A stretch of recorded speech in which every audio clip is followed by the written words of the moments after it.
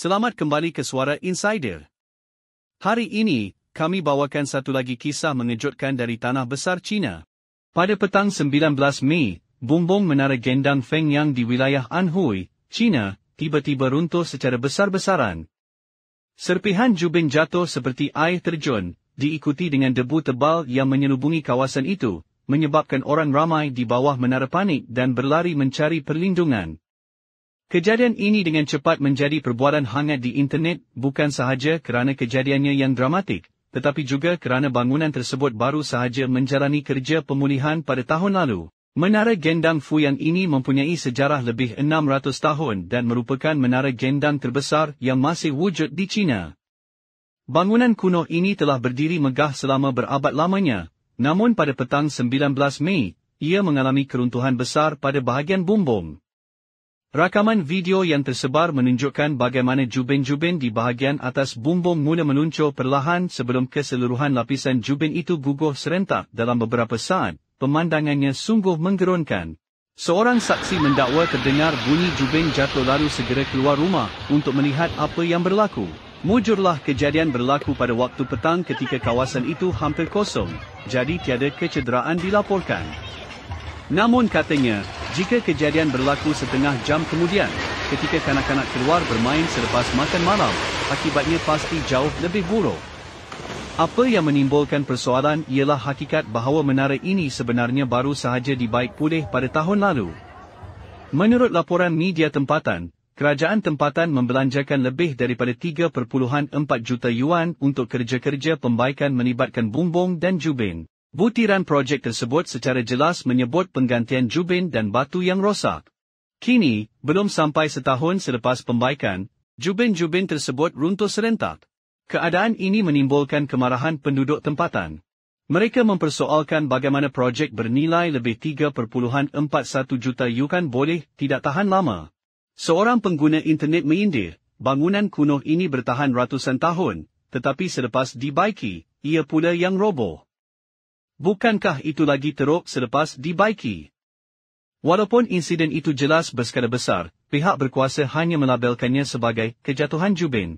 Namun, seorang pempengaruh memuat naik video dan menyanggah kenyataan rasmi tersebut. Menara gendang Fuyang di Anhui, mereka kata cuma jubin tercabut. Tapi bagi saya, itu sebenarnya dah separuh runtuh. Pernah ke tengok jubin tercabut sampai satu dinding runtuh? Ini bukan setakat tercabut, ini dah memang runtuh. Ini bukti kerja tangan sambil lewa. Bukan hanya kontraktor yang patut dipersalahkan, pihak yang menganugerahkan tender pun perlu bertanggungjawab. Mereka hanya keluarkan satu kenyataan umum, kata bangunan itu dibina semula pada 1995, ini jelas cubaan menutup kebenaran. Fenomena projek sambil lewa atau projek Tauhu di China bukanlah sesuatu yang baru. Baru-baru ini, satu lagi contoh ketara muncul, Terminal T5 lapangan terbang antarabangsa Xi'an Hainan yang bernilai 40 bilion yuan. Terminal moden ini mula beroperasi pada 20 Februari, namun belum pun genap 3 bulan, satu ribut petir telah mendedahkan kelemahan strukturnya, bumbung bocor teruk, siling runtuh, dan lantai ditenggelami air. Pada 8 Mei, bandar Xi'an dilanda hujan lebat dan hujan batu. Rakaman video yang tersebar menunjukkan air membuat masuk dari siling terminal, mencetuskan reaksi sarkastik dari penumpang, di luar hujan lebat, di dalam pun hujan lebat. Terminal T5 merupakan sebahagian daripada fasa ketiga pembesaran lapangan terbang, dengan keluasan tambahan 700,000 meter persegi dan kos sebanyak 40 bilion yuan. Namun hanya selepas 90 hari digunakan, ia telah menjadi bahan jenaka, dan bukti kegagalan sistemik. Ramai netizen mempersoalkan, bagaimana projek sebesar itu boleh gagal bertahan walau satu ribut, dari reka bentuk, pembinaan, hingga pemeriksaan dan operasi di mana silapnya. Adakah setiap langkah dibelenggu amalan rasuah dan pemotongan kos? Insiden-insiden sebegini terus membongkar hakikat kemakmuran palsu dalam infrastruktur China. Sejak bertahun-tahun, bangunan runtuh, bocor, dan rosak di seluruh negara semakin kerap berlaku apabila diuji oleh bencana alam. Contohnya pada 26 Mei 2024, satu lagi tragedi berlaku di Chongqing. Selepas hujan lebat, terowong tuzu runtuh dengan air berlumpur mencurah-curah dari celahan rekahan bumbungnya, ibarat gua air terjun. Struktur sebahagian terowong juga tercabut. Terowong sepanjang 14.4 km ini dibina oleh China State Construction Engineering nombor 5 dengan kos 6.5 bilion yuan, lebih 460 juta yuan setiap kilometer. Namun belum genap 3 tahun, terowong ini sudah gagal berfungsi. Memasuki tahun 2025, kejadian seperti ini terus berulang. Pada 20 Mei, seorang pempengaruh di Henan berkongsi video menunjukkan jambatan konkrit yang penuh retakan bukan sekadar retak permukaan, tetapi menembusi hingga ke struktur dalaman, menimbulkan kebimbangan serius tentang keselamatan awam. Namun, apa yang lebih mengejutkan ialah, satu tragedi telah berlaku di wilayah Jiangsu, sebuah jejambat tinggi runtuh, mengakibatkan kenderaan musnah dan kehilangan nyawa.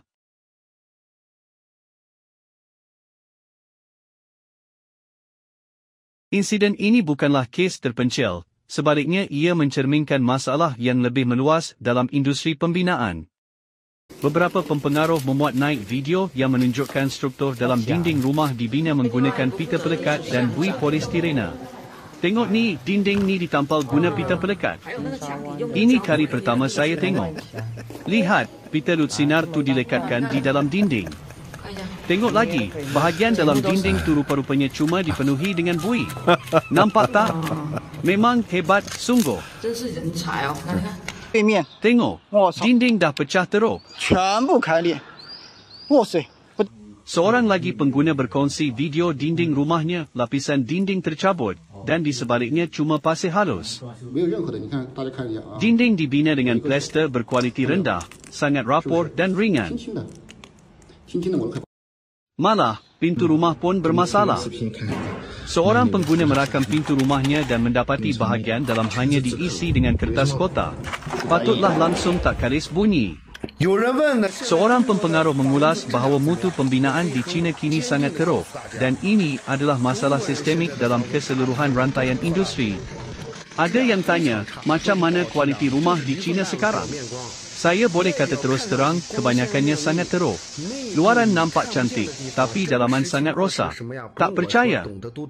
Tanya sesiapa yang kerja dalam bidang pembinaan. Beli rumah di China sekarang ni adalah satu penipuan terbesar di dunia. Di China, fenomena Projek Tauhu bukan sekadar isu pembinaan, ia adalah lambang rasuah sistemik. Baru-baru ini, seorang pempengaruh dari Changsha, Hunan, merakam keadaan rumahnya yang dibeli dari pemaju milik kerajaan, China Railway Construction Corporation. Video itu mengejutkan netizen. Tengok ni, baru gosok sikit, terus hancur. Gosok sikit je pun, dah tanggal. Ini batu bata ke apa ni? Merah je nampak. Mutu pembinaan sebegini lebih sesuai digelar perangkap maut daripada rumah. Dan CRCC, syarikat milik Parti Komunis China, telah lama dikaitkan dengan skandal pembinaan berkualiti rendah. Pada 28 Mac tahun ini, sebuah bangunan setinggi 30 tingkat yang dibina oleh anak syarikat China Railway Construction Corporation ke-10 di Bangkok, Thailand, runtuh habis-habisan akibat gegaran gempa bumi yang berpusat di Myanmar.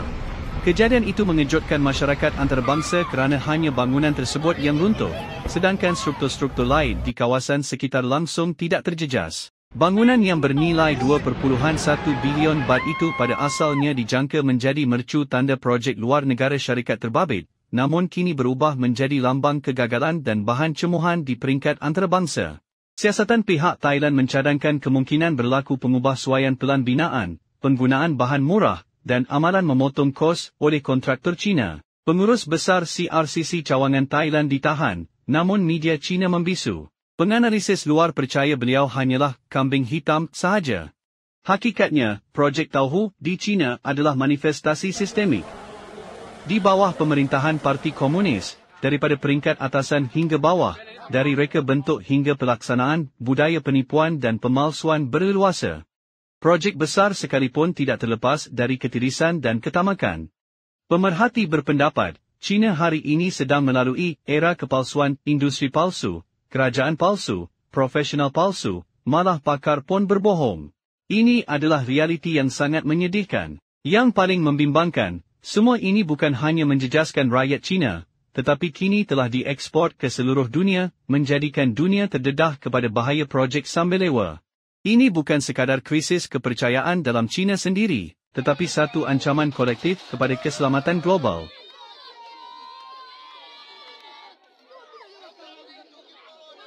Inilah cerita hari ini. Sila bagi like, share dan subscribe jika rasa okey dan terima kasih menonton.